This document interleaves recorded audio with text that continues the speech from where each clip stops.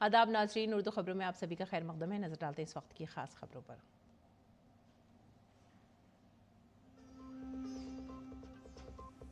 मरकजी वजीर पीयूष गोयल ने अबूधाबी में बैप्स मंदिर का किया दौरा। मुश्तरका टास्क फोर्स मीटिंग में कहा, मुत्तहदा अरब अमीरात के साथ दो तरफा तिजारत को बढ़ाने के हैं बेपनाह इम्कानात। अमरीका के साथ भी शराकतदारी मजबूत।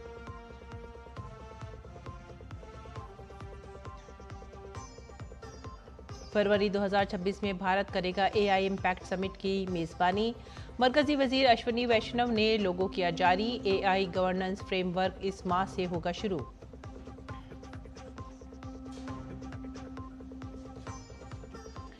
अमरीकी सदर ट्रंप आज चीनी सदर शी जिनपिंग के साथ टिकटॉक डील पर करेंगे बात। दोनों ममालिक के दरमियान हो सकता है मुआहदा।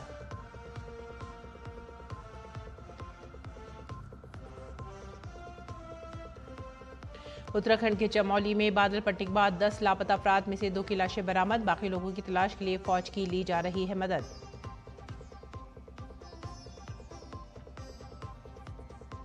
खेलों में एशिया कप के आखिरी ग्रुप मैच में आज भारत और ओमान के दरमियान होगा मुकाबला। सूर्य कुमार यादव की टीम आज बैटिंग ऑर्डर के साथ कर सकती है तजुर्बा। ओमान का पहली बार भारत से होगा मुकाबला।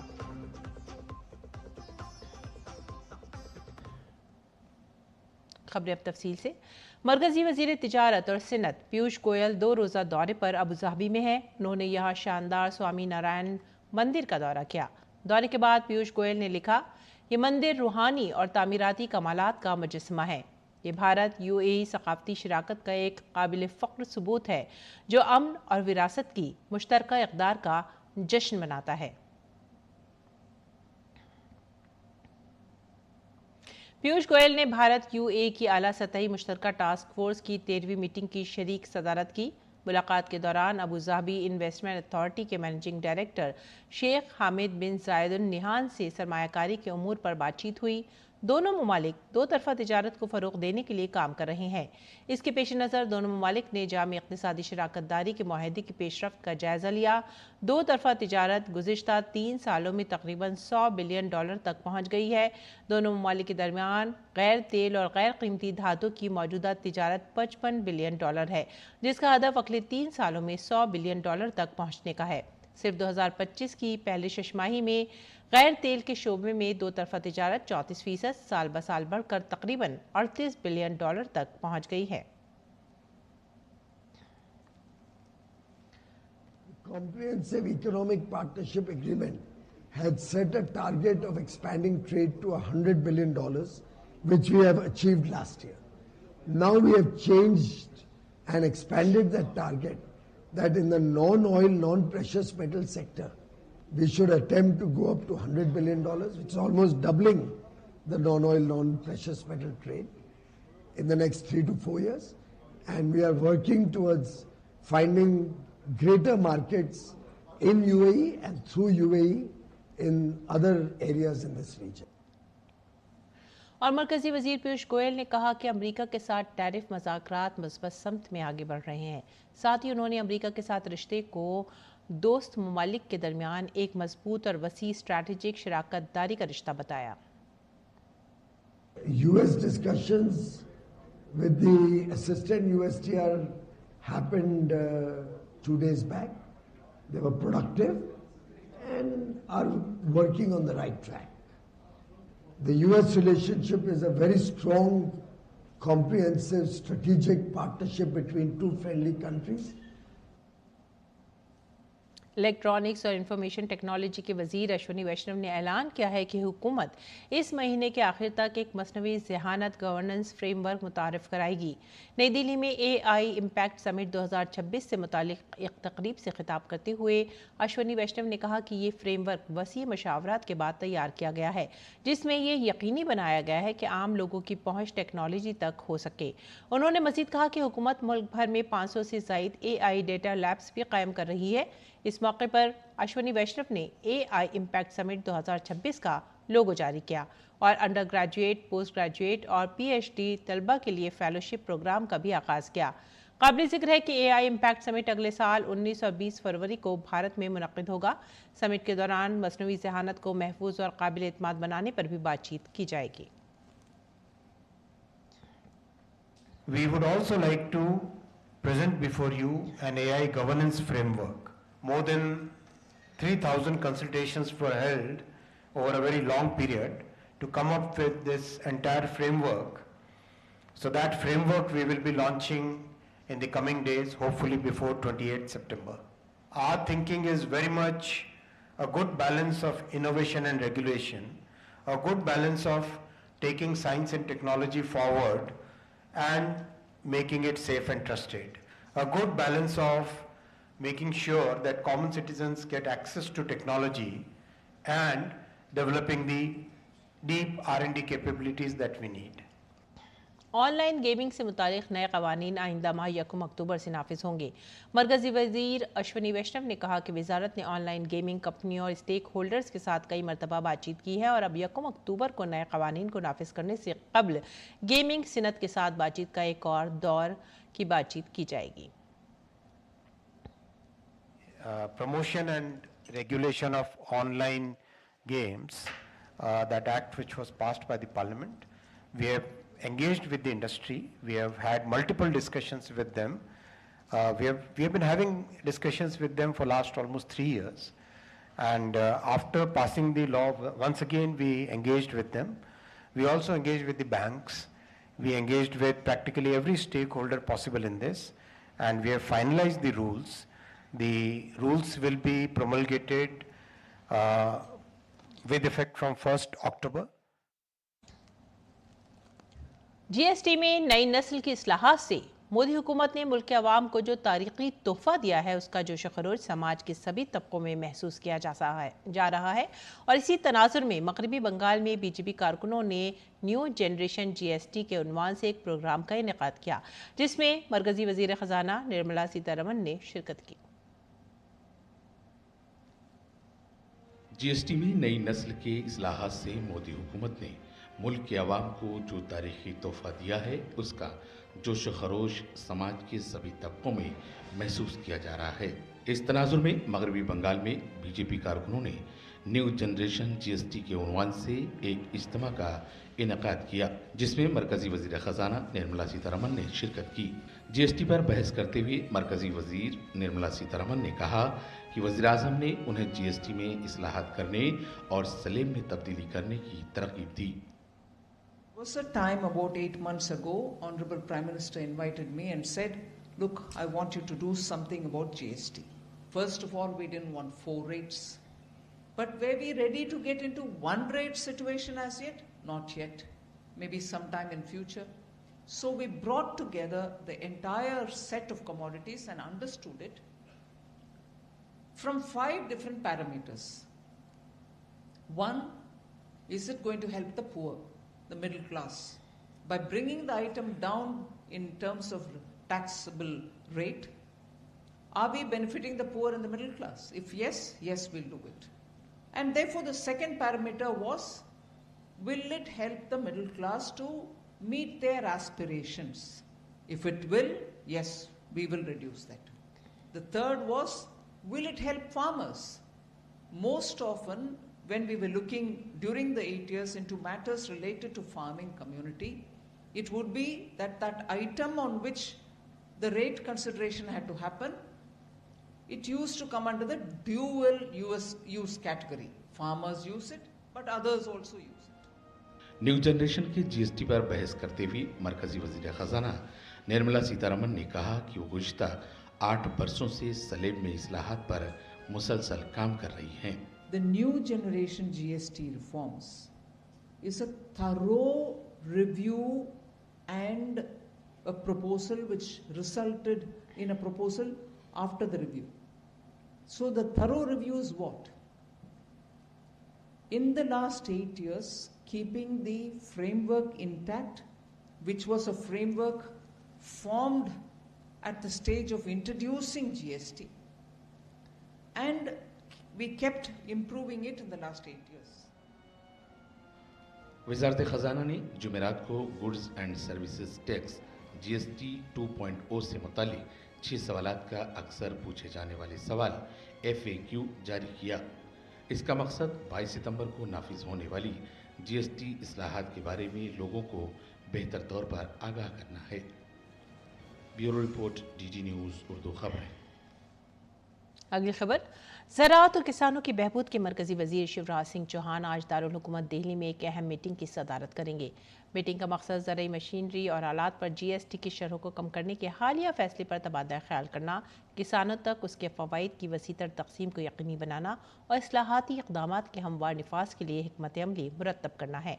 मोदी हुकूमत की तरफ से GST में कमी से किसानों के लिए ट्रैक्टर और दीगर मशीनरी की कीमतों में 7 से 13% तक कमी आएगी, जबकि किसानों को सब्सिडी स्कीमों और इस टैक्सों में कमी का दोहरा फ़ायदा भी मिलेगा।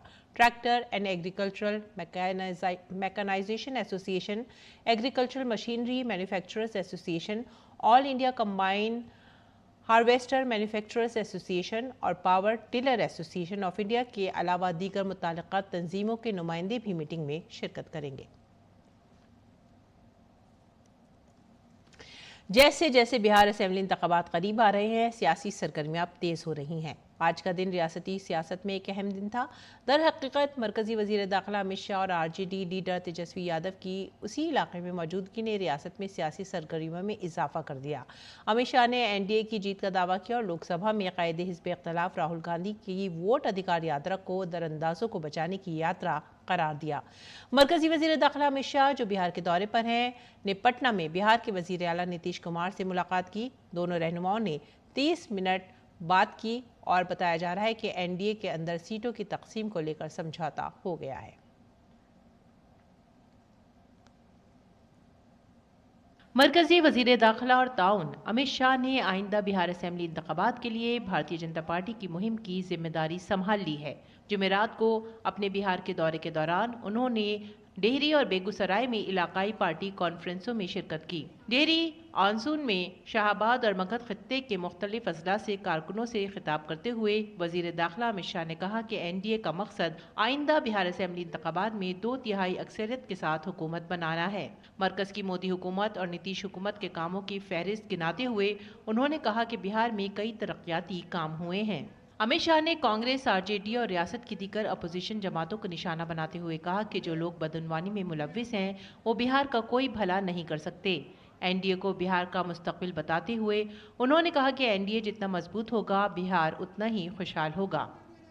बिहार के युवा को आगे बढ़ना है, विकास के रास्ते पर बिहार ले जाना है, तो एक ही रास्ता है, आने वाले चुनाव में फिर से एक बार मजबूत NDA की सरकार बनाना।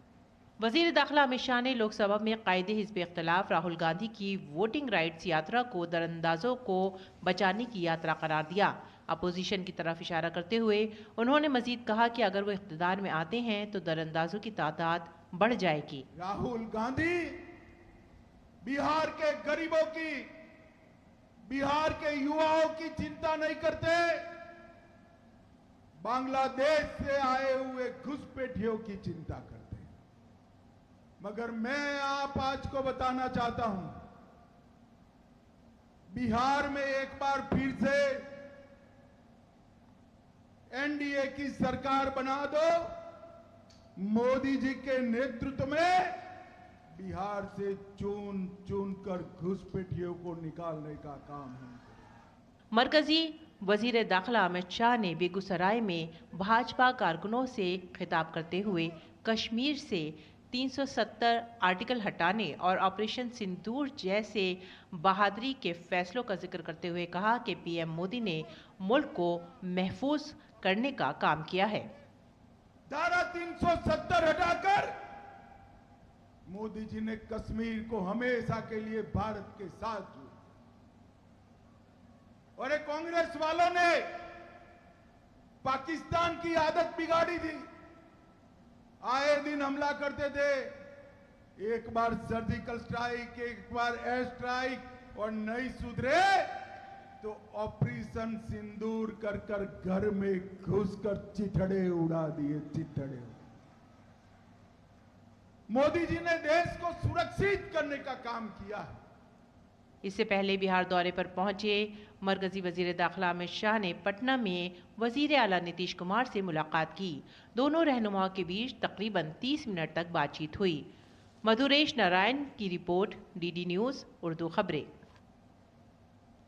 जीएसटी की शरहों को कम करने की हुकूमत के फैसले का सभी की तरफ से खैर मकदम किया जा रहा है। हमारे नुमाइंदे अमरेंद्र गुप्ता के साथ एक खुसूसी इंटरव्यू में दिल्ली के readymade garments cloth dealers welfare association के सदर सतवंत सिंह ने कहा कि जीएसटी पर नजरसानी गारमेंट्स की सनत को काफ़ी फ़ायदा पहुंचाएगी, फरोख्त में इजाफा होगा और रोज़गार के नए मौके पैदा होंगे। नरेंद्र मोदी सरकार लगातार आर्थिक विकास को लेकर गतिमान है और जीएसटी रिफॉर्म अपने आप में एक बड़ा क्रांतिकारी कदम माना जा सकता है। जब इस रिफॉर्म के बाद न सिर्फ मिडिल क्लास फैमिली को बड़ी राहत मिली है बल्कि अन्य वर्गों को भी इससे राहत मिली है। और अगर बात करें गारमेंट इंडस्ट्री को तो इसमें भी इस रिफॉर्म के आने से खासा बदलाव हुआ है।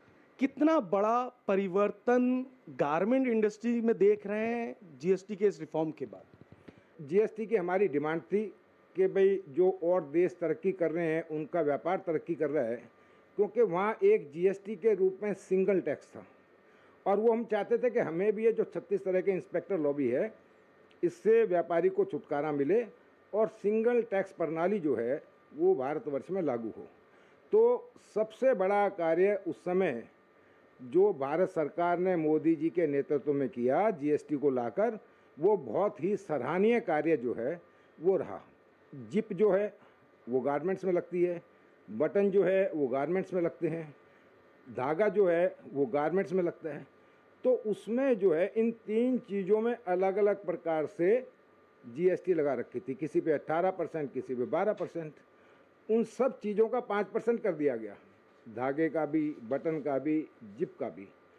तो इससे हमारी गारमेंट इंडस्ट्री में बहुत बड़ा उत्साह है। पहले में और अब में अगर इस लैब को समझूं तो कितना परिवर्तन हो, कैसे देख रहे हैं आप? अब जो महंगाई दरें बढ़ी हैं और दूसरी चीज़ें बढ़ी हैं, तो उसमें 2500 रुपये का स्लैब जो किया भारत सरकार ने, ये भी बहुत सराहनीय कार्य है, क्योंकि इसमें जितना भी गरीब तबका, मीडियम तबका जो मॉल में नहीं जाता या सीधा ब्रांडेड कपड़े नहीं पहन सकता, उसको बहुत बड़ा बेनिफिट हुआ है। तो ये बहुत ही सराहनीय कार्य भारत सरकार ने किया है। कस्टमर हैं उनको भी बहुत बड़ा फायदा इससे मिलता हुआ दिख रहा है। हाँ, ये सारा बेनिफिट जो है वो एक तरह से माने तो ग्राहक को ही हुआ है ना जी। हमारे व्यापारी मेहनत कर रहे हैं, बड़ी इंडस्ट्री लगा रहे हैं, उसमें सरकार का सहयोग भी मिल रहा है और आगे इस इंडस्ट्री को सरकार का जितना ज़्यादा सहयोग मिलेगा उतना ज़्यादा हम चाइना को या दूसरे देशों को पीछे छोड़ सकेंगे। और जो एक प्रधानमंत्री जी का सपना है लोकल फॉर वोकल, वो पूरा होता हुआ नजर आ रहा है।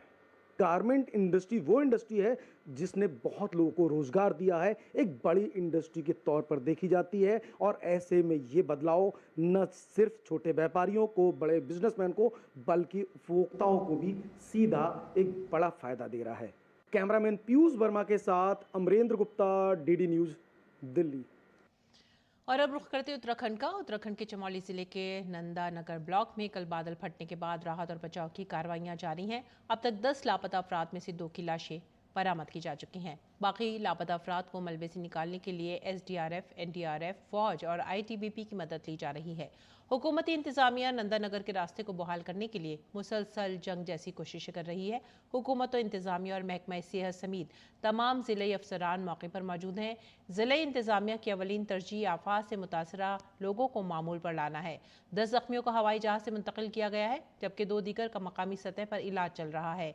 कंवर सिंह को कंट्री से रेस्क्यू टीम ने बाहिफाजत बचा लिया। और सभी की नज़रें दिल्ली यूनिवर्सिटी स्टूडेंट्स यूनियन के इंतखाबात के नताइज पर मरकूज हैं। नताइज का ऐलान आज किया जाएगा। दूसरी इंतखाबात 2025 के लिए वोटिंग कल यानी जुमेरात को हुई थी। वोटिंग 2 शिफ्टों में हुई। दिल्ली यूनिवर्सिटी के 52 कॉलेजों और शोबाजात में 2.75 लाख से ज़्यादा वोटर हैं। इस इलेक्शन में 4 अहम ओहदों के लिए कुल 21 उम्मीदवार मैदान में हैं। इस इंतखाब में ABVP के आर्यन मान, NSUI की जोसलिन नंदिता चौधरी और SFI AISA इत्तेहाद की अंजलि के दरमियान सख्त मुकाबला होने की उम्मीद है। सबको बेसब्री से अब नतीजों का इंतजार है। नाजरीन, अब पेश है दिल्ली से शाया होने वाले उर्दू अखबारात का मुख्तसर जायजा।